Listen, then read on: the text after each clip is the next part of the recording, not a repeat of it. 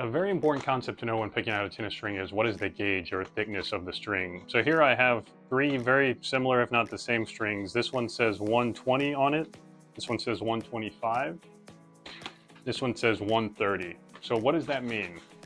These are simply just the measurement of the diameter of the string. One is 1.2 millimeters, one is 1.25 millimeters, and one is 1.3 millimeters. So when looking at the string, what is the diameter of the string?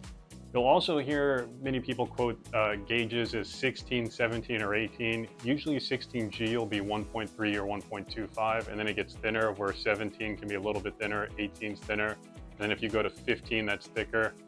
That is a simple way that a lot of people quote tennis string. Is it a 16 gauge thicker or is it an 18 gauge thinner? I always like to quote, ideally, like on this package, is it a 1.3 millimeter? Is it a 1.2 millimeter string? But you will also hear an 18 gauge, 17 gauge, 16 gauge string. So let's talk a little bit about what you should look for in a tennis string gauge or thickness.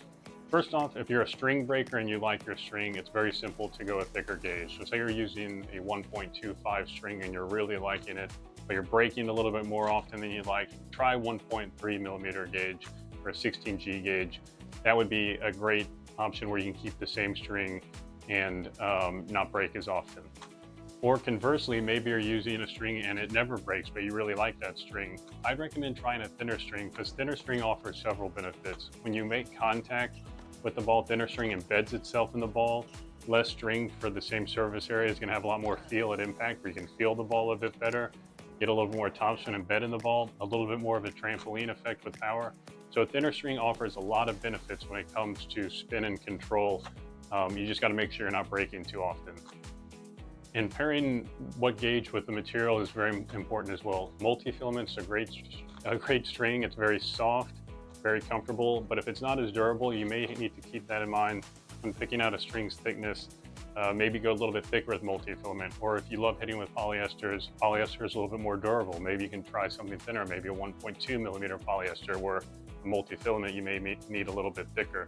So you need to know what string material you're using and how often you break when it comes to picking out the string gauge.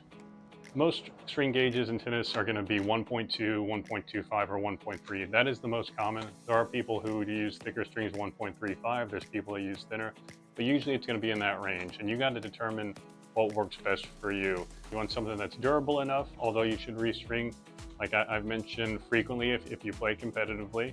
Something though that's durable, that suits your game really well when it comes to string gauge.